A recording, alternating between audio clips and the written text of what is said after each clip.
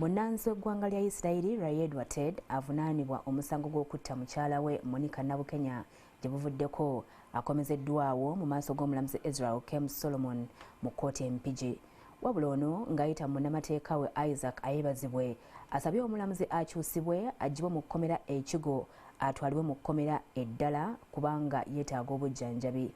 Isaac Ayebazibwe ategeezezza omulamuzi ng'omusibe bw'alina ekirwadde kya haniya ekimutawaanya. Oludda oluwaabi lutegeezezza nga bwe lutalina buzibu na kukyusibwa kkomera wabula ne basaba libe lya mu Kampala oba Wakiso gy'asobola okufunika amangu. Omulamuzi bw'atyo alagidde n'atwalibwe mu kkomera e Luzira era nga waakuzzibwa mu kkooti nga 19 omwezi ogujja okwongera okusomerwa emisango.